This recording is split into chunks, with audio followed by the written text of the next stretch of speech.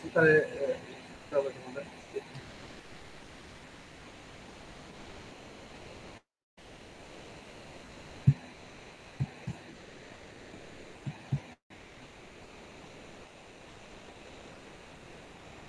হ্যাঁ, তাহলে শুরু করছি। তো আমাদের আজকে টপিক হচ্ছে বাসবার অ্যান্ড লাইন প্রোটেকশন সিস্টেম। বাসবার কাকে বলে? এখন এই বাসবার বা লাইন প্রোটেকশনে আমরা যাবো কেন, বা বাসবার কাকে বলে? বাসবার কি জিনিস দেখো, এই যদি আমাদের জেনারেটর হয়, জেনারেটর থেকে আসছে একটা পাওয়ার ট্রান্সফরমারে, আমরা প্রত্যেকেই জানি। কারণ এখানে যে পাওয়ারটা উৎপাদন হয় তার ভোল্টেজটা আরো বাড়িয়ে কারেন্টটাকে কমিয়ে দেওয়া হয়, ঠিক আছে, ফর ডিক্রিজ অফ লস যে যে ট্রান্সমিশন লসটা হবে সেই লসটাকে ডিক্রিজ করার জন্য। এখন এই একটা 1 নম্বর জেনারেটর আছে, সাপোজ এখানে আরো একটা জেনারেটর আছে, থাকতেও পারে নাও থাকতে পারে। হ্যাঁ, ধরো এটা জেনারেটর 2। এখন এই দুটো গিয়ে যেখানে গিয়ে কানেকশন হচ্ছে, ঠিক আছে, যে কন্ডাক্টরটা, এটা একটা কন্ডাক্টর, এরকম একটা কন্ডাক্টর থাকে, যে কন্ডাক্টরের মধ্যে কানেকশন হচ্ছে এবং সেখান থেকে লাইন বেরিয়ে যাচ্ছে, মানে যেখানে incoming line and outgoing line, এটা এদিকে গিয়ে আস্তে আস্তে লোডের দিকে চলে যাবে। এই যে কন্ডাক্টর, এই যে কন্ডাক্টরটা আছে, this conductor is called bus bar. This is called bus bar, ঠিক আছে, and this are call line, এগুলোকে লাইন বলা হয়, ঠিক আছে, এগুলোকে সবকটা কি বলে, line. This lines are nothing but conductor which travels kilometre after kilometre, মানে লাইনের পর লাইন যেগুলো আমাদের আমাদের পাড়ি দেয় সেগুলো কন্ডাক্টর বলা হয়। যেমন ধরো এই যে আমাদের বিভিন্ন ইলেকট্রিক পোলস গুলো আছে, এই পোল থ্রুতে যেগুলো ট্রাভেল করছে, দিস আর কল লাইনস। বোঝা গেল?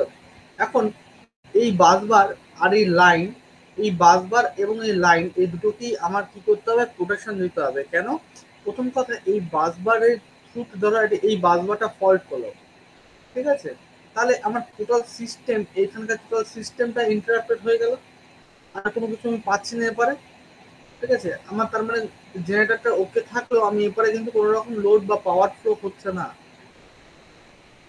আবার আহ, এখানে কোনো একটা লাইন ধরো ছিঁড়ে গ্রাউন্ডেড হয়ে গেল, গ্রাউন্ডে পড়ে গেল, বা হয়তো এখানে দুটো ফেজ আছে, সেই ফেজে ফেজে টাচ হয়ে গেল, তাহলে সেই ক্ষেত্রেও কিন্তু আমার কিন্তু প্রবলেম হবে, ঠিক আছে। কি প্রবলেমটা কি হবে, আমার কনজিউমার এন্ডে, কনজিউমার এন্ডে কিন্তু পাওয়ারটা গিয়ে পৌঁছাবে না। এবার যে পাওয়ারটা আমরা আমরা উৎপাদন করলাম, সেই পাওয়ারটা টোটালটাই লস হয়ে যাবে, হারিয়ে যাবে।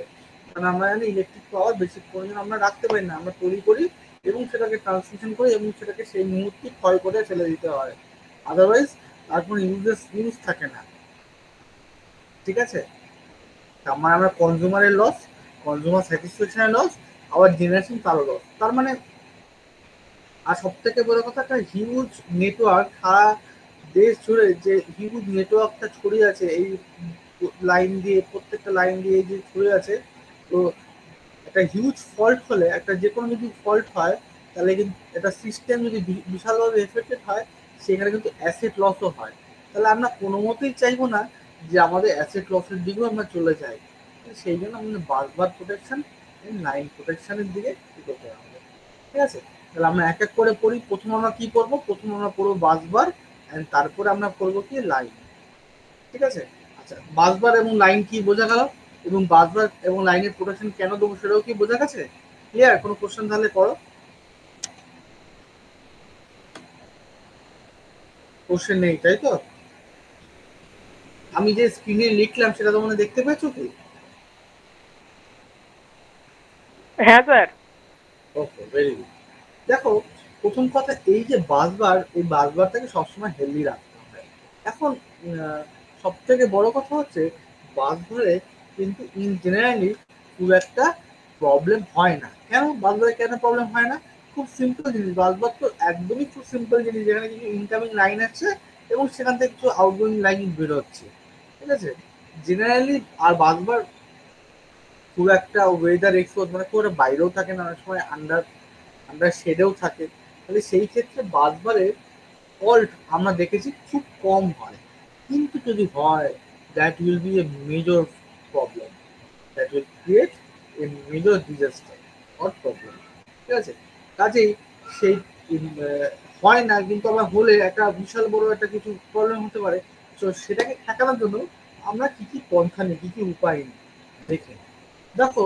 আমরা অলরেডি ডিফারেন্সিয়াল প্রোটেকশন সিস্টেমের কথা পড়ে ফেলেছি, যেটাকে আমরা মেশ বেস প্রোটেকশন সিস্টেম হিসেবেও জানি, বা সার্কিটারি কারেন্ট সিস্টেম হিসেবেও আমরা সেটাকে পড়েছি। এবং সেটা আমাদের অল্টারনেটরের ক্ষেত্রে প্রযোজ্য হয়েছে, ট্রান্সফারের ক্ষেত্রে প্রযোজ্য হয়েছে, এবং ইভেন আমরা সেটা কিন্তু বাসবারের ক্ষেত্রেও আমরা ইউজ করব। আরেকটা সিস্টেম হচ্ছে ফল্ট বাসবার সিস্টেম। এখন এই ডিফারেন্সিয়াল প্রোটেকশন সিস্টেমটা বাসবারের ক্ষেত্রে কস্ট এফেক্টিভ, মানে কম খরচায় হয়। আর ফল্ট বাসবার সিস্টেম এটা একটুখানি বেশি কস্ট লাগে। কিন্তু দেখা গেছে ফল্ট বাসবার সিস্টেমে আমরা অনেকটা বেশি প্রোটেকশন জোনটা অনেকটা বেশি আমরা এটাকে দিতে পারি, মানে বাসবারটাকে অনেকটা অনেকটা মানে বাসবারের পুরো জোনটাই আমরা প্রায় প্রোটেকশন দিতে পারি। তারা আর কথা না বলে আমরা এগিয়ে যাই, আমরা দেখে নিই ডিফারেন্সিয়াল প্রোটেকশন সিস্টেম সেটা কি। এখানে লেখা আছে, আমরা ডিফারেন্সিয়াল প্রোটেকশন সিস্টেম অলরেডি আমরা জানি যে কি হয়। কারেন্টের সামেশন যদি আমাদের 0 হয়, তাহলে সেটা কি হবে, আন্ডার নর্মাল কন্ডিশনে হবে অ্যাকর্ডিং টু কার্চফ ল। এই ডিফারেন্সিয়াল প্রোটেকশন সিস্টেম হচ্ছে অ্যাকর্ডিং টু কেসিএল ল অনুযায়ী হয়, ঠিক আছে? আমরা অলরেডি দেখে নিয়েছি যে ডিফারেন্সিয়াল প্রোটেকশন সিস্টেমে কি হচ্ছে, একটা কারেন্ট এদিক থেকে আসছে, একটা কারেন্ট এদিক থেকে আসছে। খুব স্বাভাবিকভাবে যদি I1 এর সাথে I2, if I1 equals to I2 যদি হয়, তাহলে তাহলে কি হচ্ছে, I1 minus I2 is equals to 0 হবে। আর 0 মানেই হচ্ছে আন্ডার নো ফল্ট কন্ডিশন। কিন্তু যদি I1 not equals to I2 হয়, তাহলে সেটা বলবি ফল্ট কন্ডিশন। আমরা সার্কিটের ডায়াগ্রামে আসি। এটা হচ্ছে ডিফারেন্সিয়াল সার্কিটের ডায়াগ্রাম। আমরা অলরেডি আগে যে সমস্ত ডিফারেন্সিয়াল প্রোটেকশন সিস্টেমগুলো দেখেছি, আর এই ডিফারেন্সিয়াল প্রোটেকশন সিস্টেমটা সেম, শুধুমাত্র কম্পোনেন্টটা চেঞ্জ হয়ে গেছে। এই অন্য ক্ষেত্রে ছিল হচ্ছে অল্টারনেটর বা ট্রান্সফর্মার থাকতে, এই ক্ষেত্রে কম্পোনেন্টটা কি বাসবার। এখন দেখো এটা হচ্ছে জেনারেটর, ভালো করে দেখো এটা জেনারেটর। এখানে আমরা একটা সিটি ইউজ করেছি, এই যে এখানে একটা সিটি ইউজ করেছি, ঠিক আছে? এই সিটি টুতে লাইন যাচ্ছে। আর এখানে এখানে দেখো দুটো সিটি আছে, এই একটা সিটি, এখন এই একটা সিটি, ঠিক আছে? ভালো করে দেখেছো? তাহলে এই বাসবার থেকে দেখো দুটো লাইন ভাগ হয়ে গেছে। ধরো এখান থেকে I1 কারেন্ট ফ্লো করছে, আর এখান থেকে কি ফ্লো করছে, I2, আর এখান থেকে I3। তার মানে এই যে I1 কারেন্টটাই, এটাই তো এখানটায় এসে দুটো ভাগে ভেঙেছে, একটা I1 এ ভেঙে গেছে, আর একটা I2 তে ভেঙে গেছে, তাই তো? তার মানে অ্যাকর্ডিং টু কেসিএল ল অনুযায়ী, কার্চফ কারেন্ট ল অনুযায়ী, আমাদের I1 equals to I2 plus I3, এটাই তো হওয়ার কথা, তাই তো? সবাই বুঝতে পেরেছো? হ্যাঁ স্যার। হ্যাঁ স্যার। বাকিটা স্যার ওটা I3 হবে, I2 দিয়েছেন। কোনটা গো? ও হ্যাঁ হ্যাঁ হ্যাঁ, একটা I3 করে দিচ্ছি, I3 হবে, ভেরি গুড। বোঝা গেছে? তার হ্যাঁ মানে স্যার। দেখো, এই যে এই I2 দেখো এখান থেকে ফ্লো করছে। এখন এখন এই যে এইটা এখান থেকে যে I2 টা ফ্লো করে আসছে, ঠিক আছে?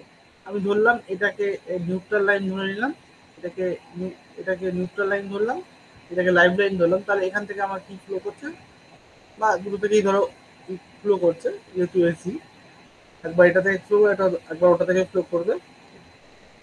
তাহলে এটা যদি I2 হয়, আর এখান থেকে বেরোচ্ছে I3, এটা থেকে I3 আসার কথা, এই যে এখান থেকে কি আসছে, I3। তাহলে এখানে এসে কি হবে, এই পয়েন্টে এসে এখান থেকে দেখো I2 টা নেমে আসছে, এখান থেকে I3 উৎপন্ন হচ্ছে। তাহলে এখানে এসে I2 প্লাস I3 হওয়ার কথা। তাহলে এখান থেকে যে আসবে, তাহলে এইবার এখান থেকে I1 কারেন্ট আসছে, আমরা এই লাইনটা নিচ্ছি। এখান থেকে আমার I1 কারেন্ট আসছে, এইভাবে I1 কারেন্ট ফ্লো করছে, এখানে I1 এসছে, আর এখানে কি এসছে, I2 প্লাস I3 এসছে এখান থেকে। ঠিক আছে। এখন এই আই এখন এবার আন্ডার নো ফল্ট কন্ডিশন বা আন্ডার নর্মাল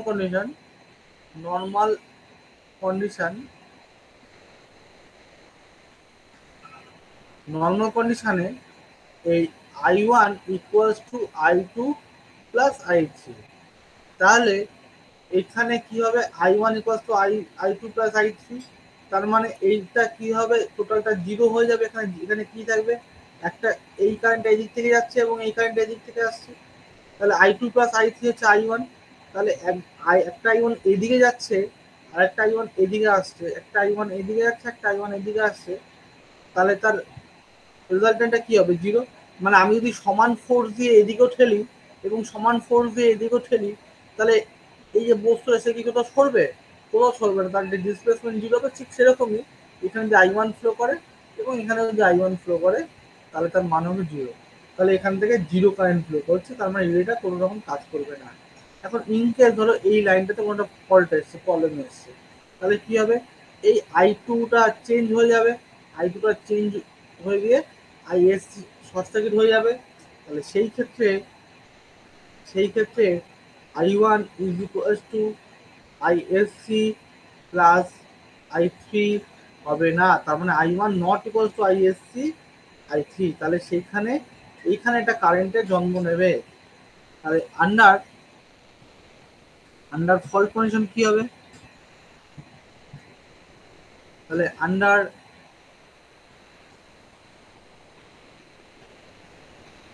ফল্ট কন্ডিশন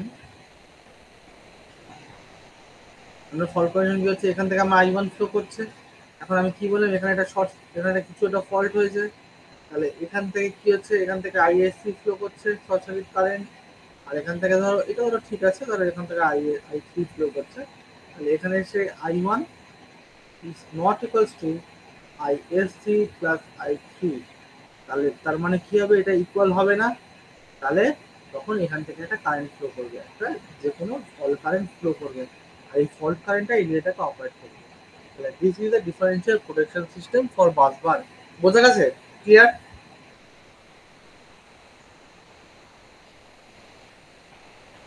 হ্যাঁ স্যার। আচ্ছা, এবার আমরা পরের প্রোটেকশন সিস্টেমে যাচ্ছি। This is fault বাসবার system.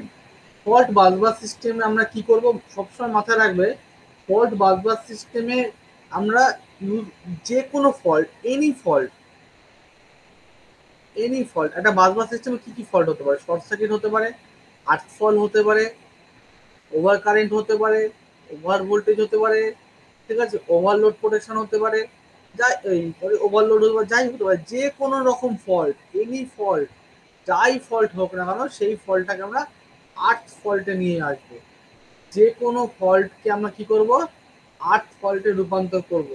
এটাই হচ্ছে একমাত্র কাজ করতে হবে আমাদের। ঠিক আছে, বাসবারটাকে আমাদের আর্থ ফলে আনতে হবে এবং একটা আর্থ ফল রেখে দিয়ে পুরো সিস্টেমটাকে আমরা কাজ করবো। দেখে নি কিভাবে করছি আমরা। তাহলে স্কিমেটিক ডায়াগ্রামে আসছি, দেখো this is a schematic diagram of fault বাসবার system.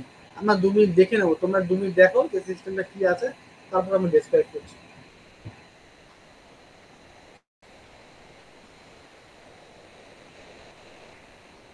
Buddhadeb এবং তন্ময় দেখছো তো? হ্যাঁ স্যার দেখছি। ওকে, দেখো কি আছে। এপাশে আমার জেনারেটর আছে, জেনারেটর থেকে লাইন গেছে, এটা বাসবার আছে এবং বাসবার থেকে লাইন বেরিয়ে গেছে, এটা হচ্ছে টুয়ার্ডস লোড। কারণ এই একটা লাইন আছে আর এই একটা লাইন আছে, এটা লাইন, এটা L1, এটা হচ্ছে L2। এখান দিয়ে কি করা আছে দেখো, এই লাইনের সাথে একটা ইনসুলেটর দেওয়া আছে, ইনসুলেটর। এখন তোমরা কোনোদিন খেয়াল করেছো কিনা জানি না, দেখবে যে কোনো লাইন আমাদের ট্রান্সমিশন সিস্টেমে থাকছে বা ডিস্ট্রিবিউশন সিস্টেমে থাকছে, জেনারেল ট্রান্সমিশন সিস্টেমের ক্ষেত্রে খুব বেশিভাবে ব্যবহার করা হয় এবং আমরা দেখতে পাই, দেখবে লাইনের সাথে, যে লাইনের সাথে যে কন্ডাক্টর যাচ্ছে তার তার সাথে সাথে দেখবে একটা একটা এরকম একটা তার, সরু তার, দেখবে সেই তারটা ফ্লো করেছে, একটা সরু তার, একদম খুব সূক্ষ্ম একটা তার টোটাল যে নেটওয়ার্কটা জড়িয়ে আছে সেই টোটাল নেটওয়ার্কটাকে সে ওই পুরো কন্ডাক্টর ওয়াইজ সে ও তার সচেতনতা ফ্লো করে। একটু খেয়াল করে দেখবে, হয়তো এতদিন ধরে তোমরা খেয়াল করনি বা হয়তো চোখে পড়েনি, কিন্তু তোমরা একটু খেয়াল করে দেখবে যে টোটাল আমাদের যে কন্ডাক্টর আছে সেই কন্ডাক্টর বাসবার এবং কন্ডাক্টর টোটালকে এই একটা তার দ্বারা প্রত্যেকটা একটা সেকশনে খুব শুট করে শুরু তার দিয়ে টোটালটা পেঁচানো। এখন কি করা আছে ভালো করে দেখো, এই যে রিলেটা ইউজ করা হয়েছে, এখানে যে রিলেটা ইউজ করা হয়েছে, দিস ইজ আর্থফল রিলে। আর্থফল রিলে। এখন এটাকে কি করা হয় দেখো, এই যে সরু যে তারটা গেছে, এই তারটা কি করা হয়েছে, এই তারটা এই যে লাইনের যে সাপোর্ট থাকে, যে কোনো ট্রান্সমিশন লাইনের যে সাপোর্ট থাকে তার যে স্টিল বডি, সেই স্টিল বডির সাথে লাগিয়ে দেওয়া হয়, টাচ করে দেওয়া হয়। ঠিক আছে, বোঝা গেল? যে লাইন সাপোর্ট থাকে সেই লাইন সাপোর্টের সাথে কি করা হয়, টাচ করে থাকে। এখানে যদি লাইন সাপোর্ট থাকে এখানে এরকম ভাবে টাচ করা থাকে। বোঝা গেছে? হ্যাঁ স্যার। বাকিরা বুঝতে পেরেছো?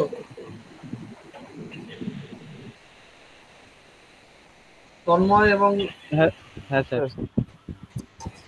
এবার ধরো এখানে একটা ফল্ট হয়েছে, মানে এরকম জায়গায় দেখতে পাচ্ছি, ধরো এখানে ধরো একটা ফল্ট হয়েছে বা এরকম একটা ফল্ট হয়েছে। এখন এই ফল্ট হলে নর্মাল কন্ডিশনের থেকে বেশি কারেন্ট ফ্লো করবে, that will B short circuit current. এখন এই শর্ট সার্কিট কারেন্টে কি হবে, এখানে এই তারের মধ্যে ইন্ডিউস হবে। এবার ইন্ডিউস হয়ে কি হবে, এইখান থেকে কি হবে, এখান থেকে এসে সে কি হবে, আর্থিং এর দিকে ফ্লো করবে, কারণ এই যে তারটা কি আছে, তারটা এর মধ্যে লাগানো আছে। তার মানে এই যে ফল্টটা এখানে হয়েছে, সেই ফল্টটা কি হবে, সেই ফল্টটা এখানে হয়ে সেই ফল্টটা লোডের দিকেও যাবে না, আবার উল্টো দিকে জেনারেটার দিকেও যাবে না। কেন? এই জেনারেটার দিকেও এটা হাই রেজিস্ট্যান্স অ্যান্ড লোডের দিকেও হাই রেজিস্ট্যান্স, কম্পারেটিভলি এটা কি হবে, এখান থেকে ভেদ করে এখানে চলে আসবে। কেন? ধরো আমি একটু আরেকটু ভালো করে তোমাদের বলি, একটু আরেকটু ভালো ছবি একটু বলি, তাহলে আমরা এখানে দেখাতে পারি। এই যে লাইন সাপোর্ট আছে,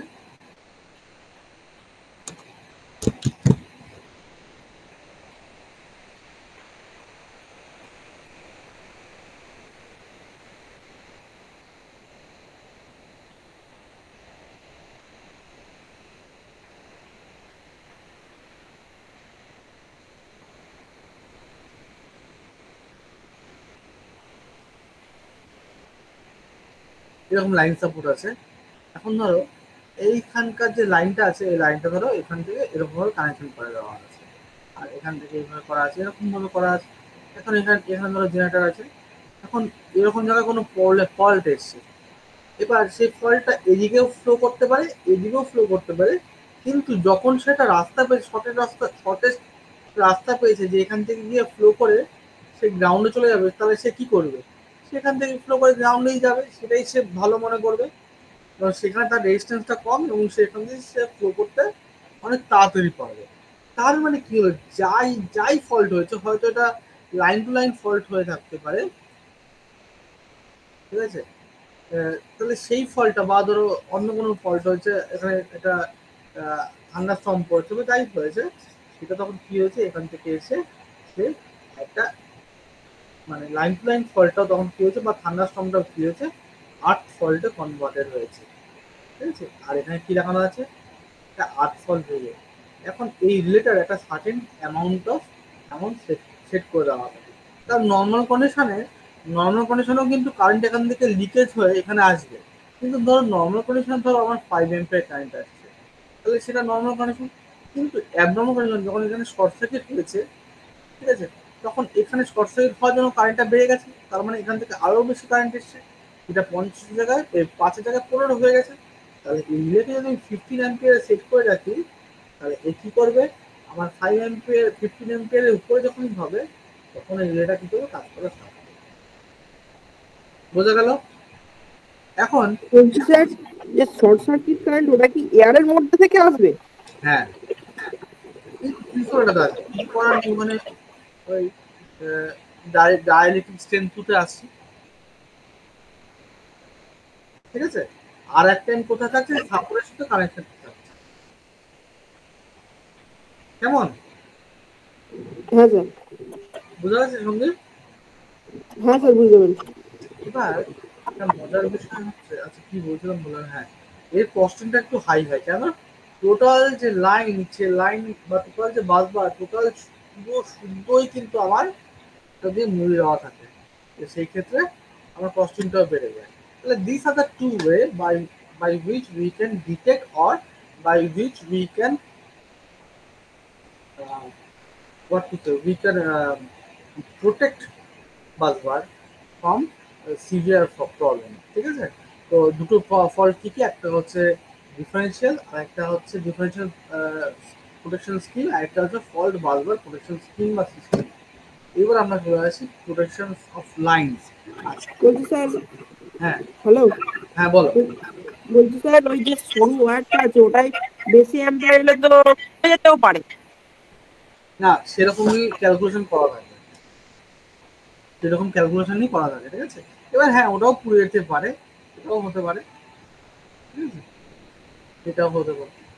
তাহলে সিডিটা সার্কিট কিভাবে কাজ করবে? ওয়্যারটাই তো নেই, মানে পুড়ে যাচ্ছে। হ্যাঁ, যে সে দেখো নর্মালি ধরো সেটা হলো না, কিন্তু ধরো ওয়্যারটা পুড়লো না, তাহলে তো কাজ করতে পারছে। এবার হ্যাঁ যদি তখন তো কাজ করবে, যদি পুড়ে যায়। পুড়ে যায় তাহলে তাহলে আর এই সিস্টেমটাই তো কাজ, এই সিস্টেম যে সিস্টেমটা পড়াচ্ছে এই সিস্টেমটাই কাজ করবে। তখন হয়তো অন্য আরেকটা কোনো প্রোটেকশন সিস্টেম এর সাথে ইনস্টল করে রাখা থাকে, ঠিক আছে? বুঝলে? হ্যাঁ স্যার। কোশ্চেন তুমি ভালো করেছো, এরকম কোশ্চেন আগে আমিও ভাবিনি। মানে ধরো এরকম হতে পারে কি, যে আমাদের কাছে তো একটা যে কোনো সিস্টেমে আমি কোনো সিস্টেমকে ক্লেম করতে পারবো না যে সিস্টেমটা 100% প্রোটেকশন দেবে। যে কোনো একটা প্রবলেম বা যে কোনো একটা ফল্ট আমি এটা প্রোটেকশন সিস্টেমের ক্ষেত্রে বার করতেই পারি, ঠিক আছে?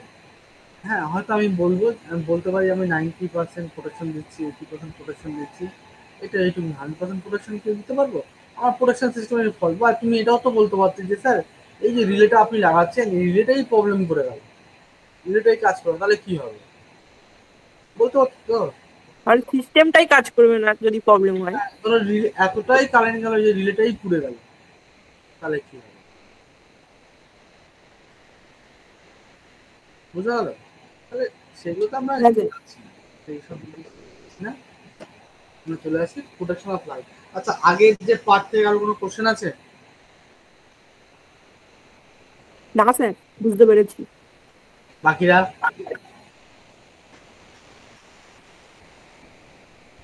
না স্যার, কোনো সমস্যা নেই। আচ্ছা, ঠিক আছে।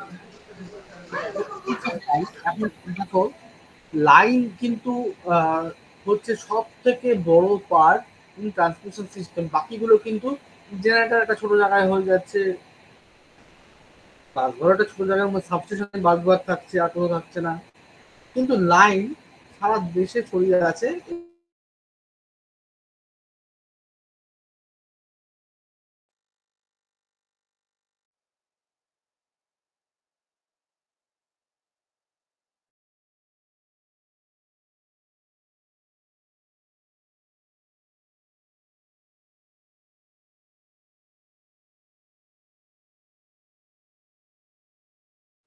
হ্যালো।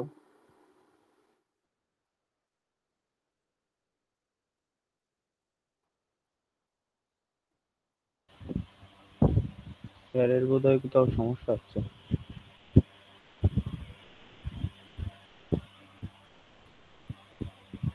স্যার মিউট করে দিল।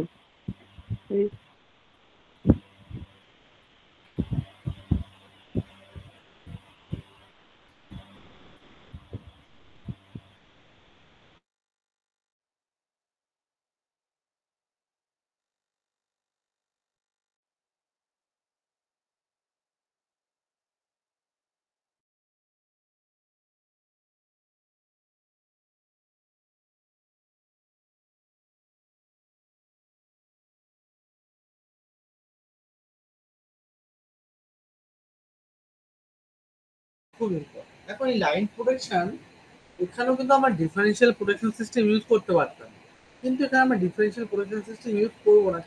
তার কারণটা কি? তার কারণ হচ্ছে ডিফারেন্সিয়াল প্রোটেকশন সিস্টেম আমি দেখেছি যত বড় লাইন তত বড় আমাদের কি দরকার পড়ছিল, পাইলট টেবিল দরকার পড়ছিল। এখন এত বড় পাইলট টেবিল হচ্ছে একটা ইম্পসিবল ব্যাপার। একই হিউজ এত বড় দেশ, ইভেন কোনো ছোট দেশের পক্ষেও সেটা সম্ভব না, উচিত না।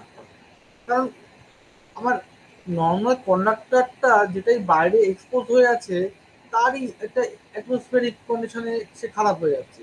তো পাইলট টেবিলটা তো আরো সরু, সে এত আরো খারাপ হয়, তার মেকানিক্যাল স্ট্রেংথ আরো খারাপ, তো আরো খারাপ হয়ে যাবে।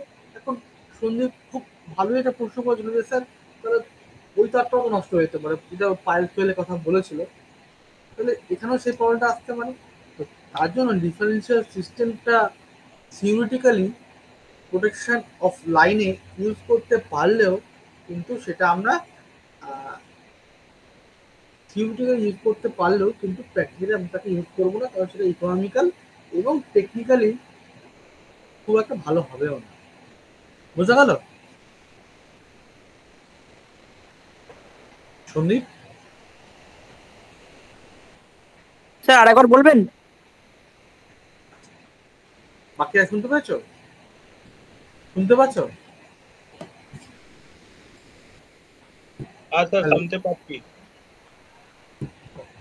যেটা আমি বলছিলাম যে ডিফারেন্সিয়াল প্রোটেকশন সিস্টেম ফর লাইন্সের ক্ষেত্রে কিন্তু ডিফারেন্সিয়াল প্রোটেকশন সিস্টেম আমরা থিওরিটিক্যালি সেটা করা যায়, কিন্তু করা গেল আমরা সেটাকে ইউজ করি না। তার কারণটা কি? তার কারণ হচ্ছে একই লাইনটা হিউজ লাইন। এখন লাইনের কন্ডাক্টর হিউজ, তার থ্রুতে আমি যদি আবার একটা পাইলট কেবিল যদি নিয়ে যাই এবং সে পাইলট কেবিলটা তার মেকানিক্যাল সেও মানে ডে লাইটে এক্সপোজ হচ্ছে, ঝড় বৃষ্টি সামনা করছে, তার মেকানিক্যাল স্ট্রেংথ এমনি কম, কারণ কারণ সেটা স্বাভাবিকভাবেই কস্টিং কমানোর জন্য এবং নানান কারণের জন্য সেটা অনেক ছোট থাকবে ডায়ামিটারে, খুব স্বাভাবিক সেটাও ছিঁড়ে যাবে ওয়েদার এক্সপোজে, বা তারও এজিং হবে খুব ফাস্ট। তাহলে আমাদের কস্টিং এবং this system is not economical, not and also technically not that much মানে নট সাউন্ডলি টেকনিক্যাল। বোঝা গেল কি সন্দীপ এবং বাকিরা? বুঝতে পেরেছো? হ্যাঁ স্যার। হ্যাঁ স্যার। তাহলে আমার ডিফারেন্সিয়াল প্রোটেকশন সিস্টেম এখানে ইউজ করছি না। অলরেডি আমি বলে দিয়েছি যে এখানে আমরা ডিফারেন্সিয়াল প্রোটেকশন সিস্টেম ইউজ করবো না, কারণ থিওরিটিক্যাল ইউজ করা গেলেও করবো না। তার কারণ হচ্ছে যেটা আমি বললাম মনে তখন, তাহলে এখানে যে প্রোটেকশন সিস্টেমটা ইউজ করছি, এই প্রোটেকশন সিস্টেমটা ইউজ করছি that will be very much different from এতক্ষণ যেসব প্রোটেকশন সিস্টেমসগুলো করেছি for alternator, for transformer and for bus bar. এখন দেখো এই সবটার ক্ষেত্রে কিন্তু মেইন যেটা করেছিলাম সেটা হচ্ছে ডিফারেন্সিয়াল প্রোটেকশন সিস্টেম বা নেট প্রাইস, যেটাই বলছি সেটা আমরা করেছিলাম। তাহলে এর ক্ষেত্রে লাইন্সের ক্ষেত্রে কি প্রোটেকশন সিস্টেম আমরা ইউজ করবো? লাইন্সের ক্ষেত্রে মেইনলি অনেকগুলো টাইপের ইউজ করা হয়, যে বললে দিলাম আমি ডিফারেন্সিয়ালটা ইউজ করা যায় না, ডিস্টেন্সটা ইউজ করলেও খুব একটা এফেক্টিভ না, কিন্তু মেইনলি আমরা এটা ইউজ করবো সেটা হচ্ছে time grade over current protection. কি time grade over current protection? এই time grade over current protection এটা আবার তিন টাইপের, একটা হচ্ছে রেডিয়াল প্রোটেকশন, একটা প্যারালাল প্রোটেকশন, একটা রিং মেইন প্রোটেকশন। এইগুলো এই প্রোটেকশন সিস্টেমগুলো ডিপেন্ড করে কার উপরে? টাইপ অফ লাইনের উপরে, লাইন অর ফিডারের উপর ডিপেন্ড করে। মানে কোথায় কোন লাইন বা কোথায় কোন ফিডারটা লাগিয়ে, যদি আমার রেডিয়াল ফিডার থাকে তাহলে সেখানে আমরা রেডিয়াল প্রোটেকশন সিস্টেম ইউজ করবো। যদি আমার প্যারালাল থাকে কোনো সিস্টেম সেখানে আমরা প্যারালাল প্রোটেকশন সিস্টেম ইউজ করবো। যেখানে রিং থাকবে সেখানে রিং মেইন সিস্টেম ইউজ করবো। তাহলে প্রথমে আমরা চলে আসি রেডিয়াল প্রোটেকশন সিস্টেমসে। তন্ময়, সন্দীপ, বুদ্ধদেব দেখতে পাচ্ছ? আচ্ছা দেখা যাচ্ছে। স্যার দেখতে পাচ্ছি। Okay. এই যে রেডিয়াল প্রোটেকশন, রেডিয়াল ফিডার, এই রেডিয়াল ফিডারে দেখো ভালো করে এই জেনারেটর, এবং এই জেনারেটর থেকে কি হচ্ছে, এখান থেকে লাইনটা ফ্লো করছে, পাওয়ারটা ফ্লো করছে, এখান থেকে কি হচ্ছে, পাওয়ার ফ্লো করছে।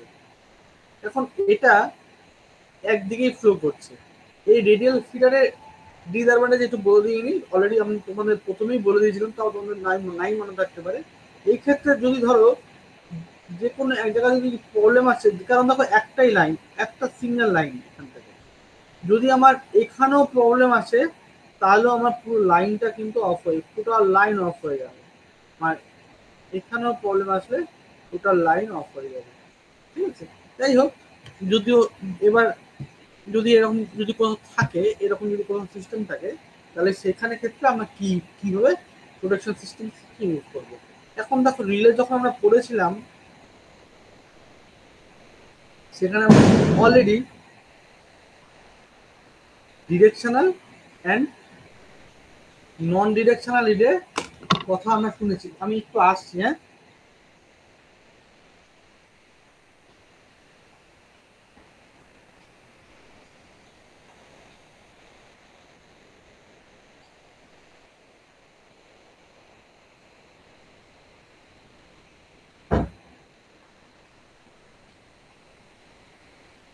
KKR খেলা হচ্ছে না?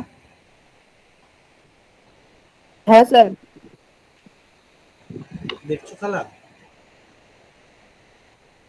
না স্যার, দেখছিলাম। আচ্ছা, তাহলে আমার directional relay and non directional relay থাকে। ভালো করে মন দিয়ে শোনো, এখানে যেই রিলেগুলো আমরা ইউজ করব, এখানকার যত রিলে ইউজ করবো সব কটা রিলে হচ্ছে নন ডিরেকশনাল রিলে। কি বললাম? নন ডিরেকশনাল রিলে। কেন? এখানে যেহেতু আমার একদিকেই পাওয়ার ফ্লো করছে আর পাওয়ারটার এদিক ঘুরে আসার কোনো ব্যাপার নেই, সেই ক্ষেত্রে নন ডিরেকশনাল রিলেটা ইউজ করবো।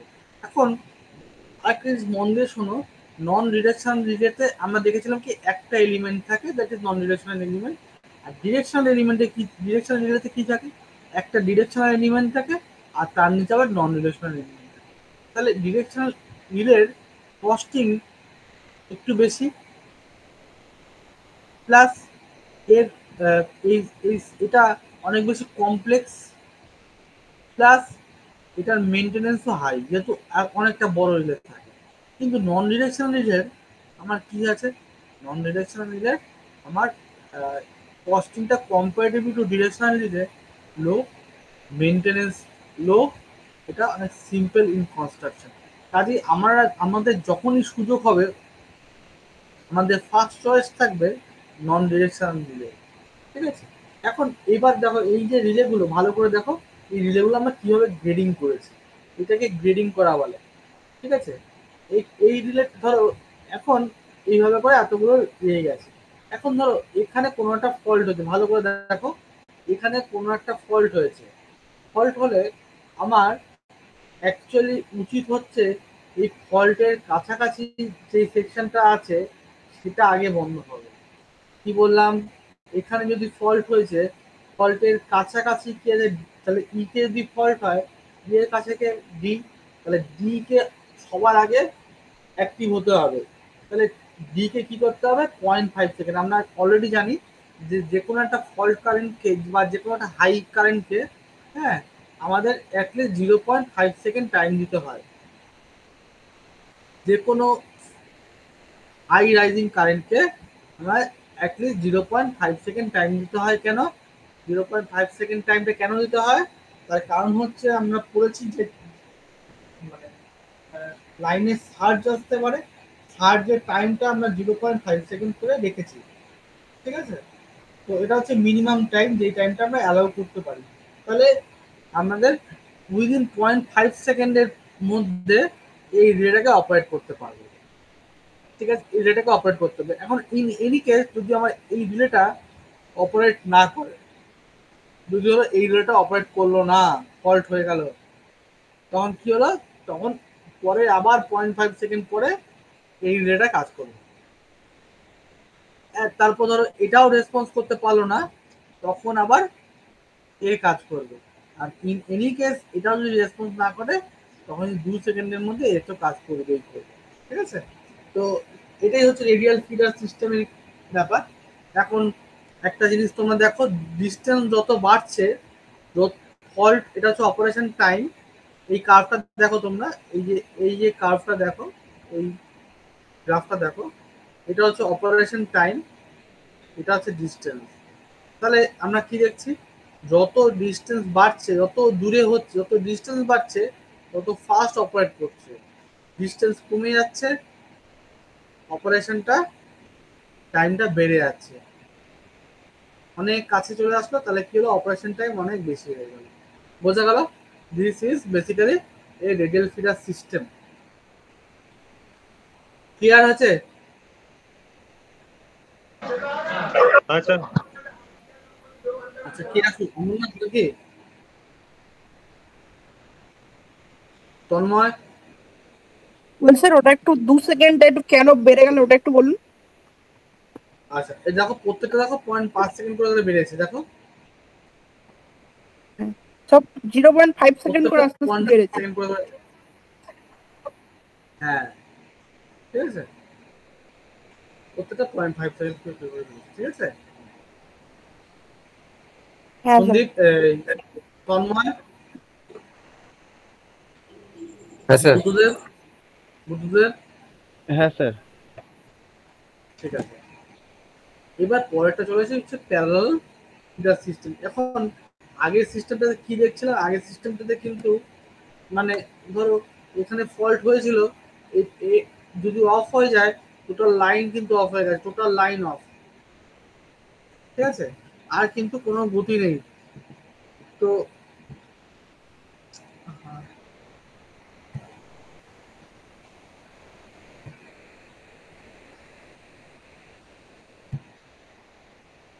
কি হয়েছিল দেখো, এখানে ধরো এখানে ফল্ট হয়েছিল, এখন টোটাল সিস্টেম, এখন এখান থেকে লাইন বেরোতে পারতো, এখান থেকে লাইন নিশ্চয়ই বেরিয়েছে, এখান থেকে লাইন বেরিয়েছে, এখান থেকেও লাইন গেছে, এগুলো সবই লোডে গেছে, এটা সব সব লোডে গেছে।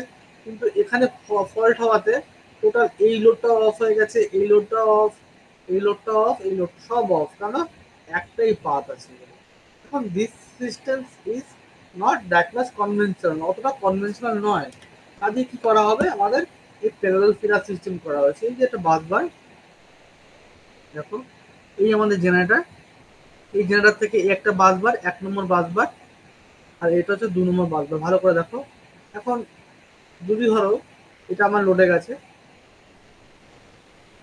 ধরো আমার এইটা ধরো এখানে ধরো ফল্ট হয়েছে, তাহলে আমার এ বন্ধ হয়ে গেছে, এ অফ,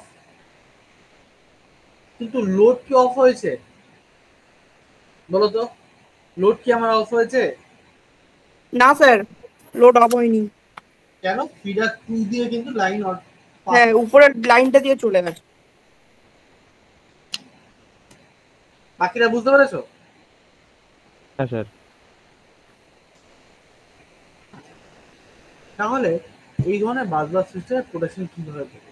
এখন এই ধরনের বাসবার সিস্টেমের প্রোটেকশন দিতে গেলে দেখো, ফিডার 1-এ এই একটা সার্কিট ব্রেকার আছে, কিন্তু দেখো এই সার্কিট ব্রেকার ডিরেকশনটা কেমন আছে, এটা হচ্ছে নন ডিরেকশনাল রিলে, এটাও একটা নন ডিরেকশনাল রিলে, এটা একটা ডিরেকশনাল রিলে, এটা একটা ডিরেকশনাল। কেন? এখানে ডিরেকশন ম্যাটার করবে, ঠিক আছে। অ্যাকচুয়ালি আমরা চারটেই কিন্তু ডিরেকশনাল রিলে ইউজ করতে পারতাম, কিন্তু এইখানে আমার ডিরেকশনটা ম্যাটার করবে না, এই দুটো পার্টে আমার ডিরেকশন ম্যাটার করবে না। যেহেতু ডিরেকশন ম্যাটার করবে না, কাজে আমি কস্ট কাটেল করার জন্য, মেনটেন্স সহজ করার জন্য এবং সিম্পলিসিটি ইন ওয়ার্ক করার জন্য এগুলো কিন্তু আমি নন ডিরেকশনাল রিলে ইউজ করেছি, ঠিক আছে। আর এখানে আমার ডিরেকশনটা ম্যাটার করবে, এখানে নন ডিরেকশনাল রিলে যাওয়া যাবে না বলে এখানে আমরা কিন্তু ডিরেকশনাল রিলে ইউজ করেছি। এখান থেকে কোথায় গেল, লোডে গেল, ঠিক আছে। এটা হচ্ছে আমার জেনারেটিং স্টেশন, এটা আমার এটা এটা একটা সাবস্টেশন, আর এখানে একটা সাবস্টেশন থেকে এটা আরেকটা সাবস্টেশনে গেছে, ঠিক আছে। এবার এর প্রোডাকশন সিস্টেমটা একটু বুঝি। দেখো কেন directional system element and non directional element আমরা ইউজ করেছি। ধরো ফিডার ওয়ান আমরা দেখতে পাচ্ছি, ধরো এখানে এখানে এই পয়েন্টটা মানে কি হয়েছে, ফল্ট হয়েছে, কি হয়েছে, এই পয়েন্টে ফল্ট হয়েছে। এখন এই পয়েন্টে ফল্ট হলে আমার কি করবে, কারেন্টটা কোন দিক থেকে ফ্লো করবে, দেখো কারেন্ট আমার ফ্লো করবে এইদিকে ফ্লো করবে, কারেন্টের কোন দেখো কারেন্ট এখানে দুভাবে ফ্লো করতে পারে, ভালো করে দেখো। ফল্ট হলে কারেন্ট আমার এইদিকে ফ্লো করতে পারে, একটা এই ডিরেকশন হতে পারে, এইদিকে একটা কারেন্ট মানে এখানে ফল্ট হচ্ছে, একটা এইদিকে ফ্লো করতে পারে। এটাকে আমরা এইভাবে দেখাই,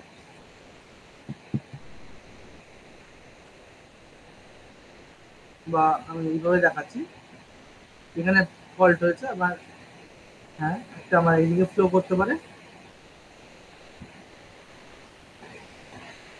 ঠিক আছে। একটা আমি রেড লাইনে দেখালাম, এদিক দিয়ে ফ্লো করতে পারে। আরেকটা ফ্লো করতে পারে হচ্ছে, আরেকটা ওয়ে হতে পারে, দেখো ভালো করে, আমি কালারটা চেঞ্জ করে দিচ্ছি, কালারটা।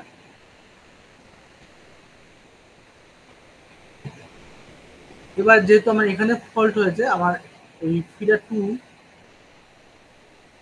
এখান থেকে কি হতে পারে, এখান থেকে লাইনটা এসে এখান থেকে এসে এইখান থেকে ব্যাক করতে পারে। মানে এর যে লাইনটা এখানে তো শর্ট সার্কিট হয়েছে, এখানে একটা শর্ট সার্কিট হয়েছে, শর্ট সার্কিট মানে এখানকার রেজিস্ট্যান্সটা কি হয়ে গেছে, লো হয়ে গেছে, ঠিক আছে। এখানকার রেজিস্ট্যান্স লো হয়ে যাওয়ার জন্য এখান থেকে একটা লোডে বেরিয়েছে, লোডে না বেরিয়ে, লোডের দিকে না কারেন্টটা গিয়ে কি হয়েছে, লাইনটা এখান থেকে গিয়ে এখান থেকে ব্যাক করে গেছে। এই দুটো রাস্তা হতে পারে, ঠিক আছে। এখন 1 নম্বর কেসটার জন্য আমরা দেখছি, 1 নম্বর যে কেস যেটা আমরা নর্মাল, যেটা আমরা রেড দিয়ে দেখালাম, এই দিক দিয়ে যদি ফ্লো করে সেই কেসটার জন্য আমরা কি ইউজ করেছি। এখন প্রথম যে কেসটার কথা বললাম, যেটা আমরা এদিক দিয়ে ফ্লো করেছি, 1 নম্বর ফার্স্ট যে কেসটা এদিক দিয়ে ফ্লো করেছে, এটার জন্য কি হতে পারে, এখান থেকেও ফ্লো করতে পারে বা এটা এদিক দিয়েও যেতে পারে, ঠিক আছে। এখন এটাতে আমার এখানে ফল্ট হলে, ভালো করে বোঝো, ফল্ট হলে পরে বলতো এই ফল্ট থেকে এর ডিস্টেন্সটা বেশি না এর ডিস্টেন্সটা বেশি, মানে সার্কিট ব্রেকার এর ডিস্টেন্সটা বেশি না সার্কিট ব্রেকার বি এর ডিস্টেন্স বেশি, বলতো। সার্কিট ব্রেকার বিয়েরটা বেশি। ভেরি গুড, বি এর ডিস্টেন্স বেশি। কাজেই আমার এখানে কোনো প্রবলেম হলে আগে তো এ রিয়াক্ট করে বন্ধ হয়ে যাবে, এ বন্ধ হয়ে যাচ্ছে, আমার এই পর্যন্ত যাওয়ার কোনো দরকারই নেই, যদিও বা যায় তাহলেও কিন্তু ও বন্ধ হয়ে যাবে, বোঝা গেল। হ্যাঁ 1 নম্বর প্রবলেমটা খুব, কিন্তু যদি 2 নম্বর প্রবলেমটা হয় তার জন্য আমার কি লাগবে, ডিরেকশনাল এলিমেন্ট লাগবে। কেন ডিরেকশনাল এলিমেন্ট লাগবে, ভালো করে বুঝে দেখো, এগুলো ক্লিয়ার করে নিচ্ছি। এবার ধরো আমার কি বললাম, 2 নম্বরটা কি হতে পারে, এই যে একটা রাস্তা হতে পারে, এই একটা রাস্তা হতে পারে, ঠিক আছে। এটার ক্ষেত্রে আমরা কি ইউজ করেছি, এখানে এই যে রিলেটা, এটার ক্ষেত্রে কি আছে, এই পি রিলে আছে আর এই কিউ রিলে আছে, এই দুটো রিলে হচ্ছে ডিরেকশনাল এলিমেন্ট। এখন ভালো করে দেখো, এখান থেকে পাওয়ার ফ্লো অ্যাকচুয়ালি কোন ডিরেকশনে হবে, পাওয়ারটা কোন ডিরেকশনে ফ্লো করবে, পাওয়ারটা চিন্তা করো।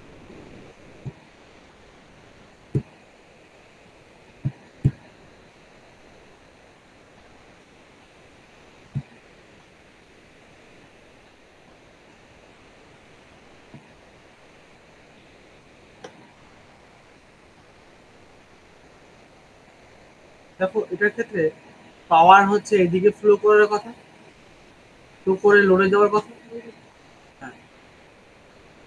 আর এটার ক্ষেত্রে পাওয়ারটা এইদিকে ফ্লো করার কথা, এদিকে লোডে যাওয়ার কথা। এখন দেখো কি হয়েছে, আমি কি বললাম, সেকেন্ড কেসটার ক্ষেত্রে কি হয়েছে, কারেন্ট পাওয়ারটা এদিক থেকে ফ্লো করে গিয়ে এদিক থেকে গিয়ে এদিকে উল্টো দিকে আসছে, এই যে উল্টো দিকে আসছে তার মানে এই যে পি, পি এর পাওয়ারটা কোন দিকে যাওয়ার কথা, এইদিকে যাওয়ার কথা, কিন্তু পাওয়ারটা গেছে কোন দিকে, দেখো রিলে যেদিকে মুখ করে আছে সেদিকে গেছে, রিলে যার যেদিকে মুখ করে সেদিকে গেছে, তার মানে কি রিলেটা এই ক্ষেত্রে উল্টো দিকে পাওয়ার ফ্লো করছে, তখন এই রিলেটা হচ্ছে অ্যাক্টিভ হয়ে বন্ধ করে দেবে, ঠিক আছে। এখন বোঝা গেছে, দেখো, হ্যাঁ স্যার। বুঝতে পেরেছো? এখন কোনো কোশ্চেন আছে তোমাদের? তন্ময়, সন্দীপ, বুদ্ধদেব, কোনো কোশ্চেন আছে? না স্যার। ভালো করে ভাবো তো।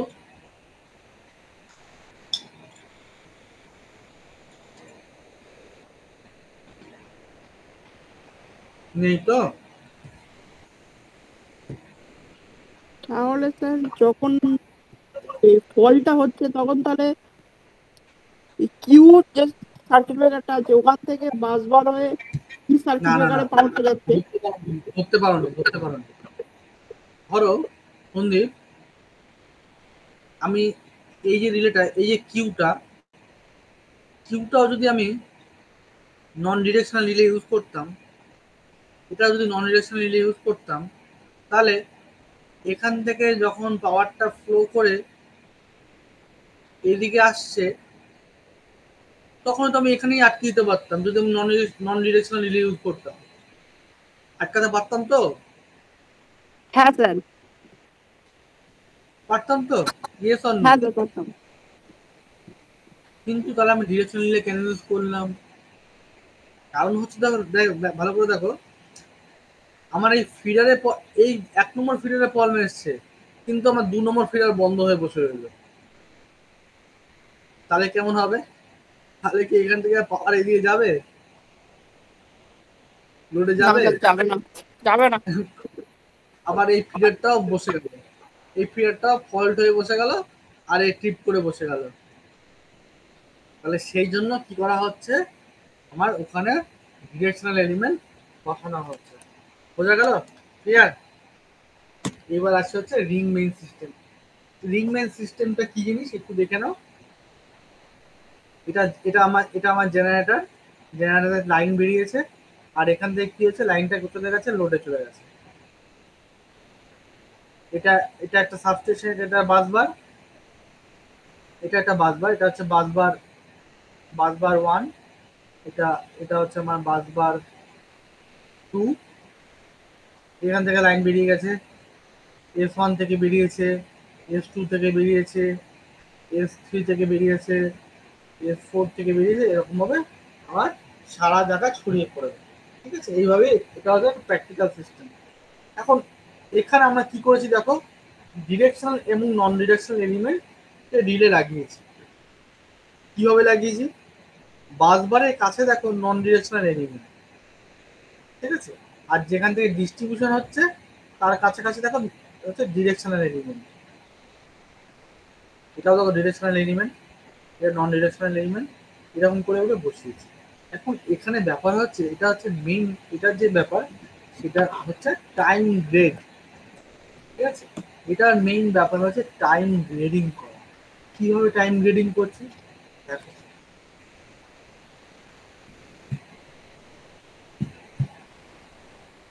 প্রথমে আমাদের ডিরেকশনাল এলিমেন্টে টাইম গ্রেডিং করি, ঠিক আছে। এখন এইখানকার এটার পাওয়ারটা কোন দিকে ফ্লো করছে, এইভাবে ফ্লো করছে, এটার পাওয়ারটা কোন দিকে ফ্লো করছে, এই দিকে ফ্লো করছে। বোঝা গেল? এখন আমি ধরে নিলাম এই এই রিলেটা এখানে এরকম কোনো এক জায়গায় ফল্ট এসছে, বা বা আমার এখানে ফল্ট এসছে, ঠিক আছে। তাহলে এই যে রিলেটা, আমি যে কোনো একটা রিলে থেকে শুরু করতে পারি, এটা তোমার এটা যা খুশি হচ্ছে। এই যে প্রথম যে ফল্টটা আমার ধরা হবে, প্রথম আমি কি করবো, ডিরেকশনাল এলিমেন্টের ফল্ট করবো। তাহলে এই যে ডিরেকশনাল এলিমেন্ট, তাহলে এই দিকে পাওয়ার যাওয়ার কথা, কিন্তু পাওয়ার যদি উল্টো দিকে ফ্লো করে, তাহলে আমার এই রিলেটাকে প্রথম করবো হচ্ছে 0.5 সেকেন্ড। ঠিক আছে, দেখেছ? এইবার এদিক থেকে আমি আসছি, এবার এ যে দিকে যাচ্ছে সেই দিকে দেখো 1.5 সেকেন্ড করে বাড়িয়েছি। সব ডিরেকশনাল এলিমেন্ট। ডিরেকশনাল রিলে কোনটা? এটা একটা ডিরেকশনাল রিলে, এর দিকে মুখ করে আছে এই এই পরে হচ্ছে আই এর পরে দেখো, আই এর পরে পরে এর দিকে মুখ করে আছে এ হচ্ছে 1 সেকেন্ড। এ যদি না কাজ করে তাহলে আমার এ কাজ। এরপরে কি আছে দেখো, ই সেম দিকে মুখ করে আছে, এটাও যেদিকে আছে এদিকে। এটা কত? 1.5 সেকেন্ড। এটার পরে এদিকে মুভ করে কে আছে, ডিরেকশনাল এলিমেন্ট 0.5 সেকেন্ড বেড়েছে, 2 সেকেন্ড হয়েছে। এইবার এটার পরে কে আছে দেখো, এইটার পরে আর কোনো ডিরেকশনাল এলিমেন্ট নেই, একটা নন ডিরেকশনাল এলিমেন্ট আছে, রিলে আছে। এ যদি না কাজ করে, এ নন ডিরেকশন তো বোথ ডিরেকশনে কাজ করতে পারে, ওই জন্য একে 2.5 সেকেন্ডে সেট করে। বুঝা গেল? সেম করে আমার উল্টো দিকে এই ফিডার, এটা হচ্ছে ফিডার 2, উল্টো দিকে আমার ফিডার 2 এরও তাই, এটা 5 সেকেন্ড, এটা এই 5-এর পরে এটাতে 1 সেকেন্ড করা হয়েছে, তারপরে এটা 1.5 সেকেন্ড, এটা 2 সেকেন্ড, এবং লাস্ট মাস এটা 1 সেকেন্ড। দেখো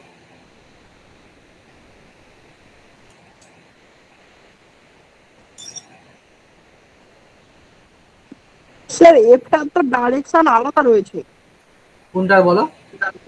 এফটা আর ডিটার ডাইরেকশন। ও আমি ভুল করে এফএল দিয়েছিল,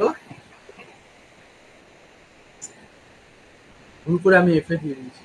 না না না না না, এফ ডি স্যার একই তো আছে, এফ ডি একই ডিরেকশনে আছে। এফ ডি একই দিকে আছে, দেখো হ্যাঁ হ্যাঁ একই দিকে আছে।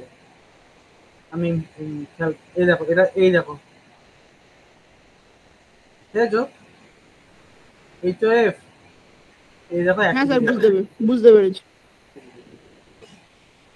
ঠিক আছে? এই রিং সিস্টেমটা মাথায় তোমরা এই প্যারালাল এবং রেডিয়াল এই দুটোকে কম্বাইন করে ভাবো মাথার মধ্যে, তাহলে দেখো অনেক সিম্পল হয়ে যাবে। তাহলে এই হচ্ছে সিস্টেম, আর এখান থেকে তোমাদের 8 নম্বরের কোশ্চেন স্যার আসবে। স্ক্রিন অফ হয়ে গেছে, কালো হয়ে গেছে স্ক্রিনটা, হ্যাঁ এবার ঠিক হয়েছে। ঠিক আছে, আচ্ছা তা আর কোনো কোশ্চেন নাই তো?